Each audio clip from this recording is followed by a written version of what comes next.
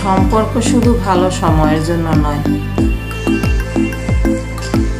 আমরা যখন কাউকে ভালোবাসি, কারো সঙ্গে আমাদের ঘনিষ্ঠ সম্পর্ক তৈরি হয়, তখন আমরা ভাবি এই মানুষটা আমার অনেক কাছের, সবচেয়ে প্রিয়। কিন্তু দেখবেন, যে মানুষটা আপনার হাসি খুশি আনন্দের সময় সবসময় পাশে ছিল, আপনাকে উৎসাহ দিছে, ঘুরতে নিয়ে গেছে, কিংবা অকারণেই বাহবা দিছে, সেই একই মানুষ আপনার কঠিন সময়ে পাশে থাকবে না।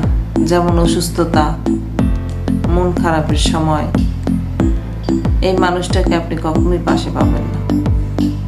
তাহলে বুঝে নিবেন, তার সাথে আপনার ভালোবাসা কিংবা ভালো সম্পর্ক ছিল না, তার সাথে আপনার সম্পর্ক ছিল সুবিধাবাদীর।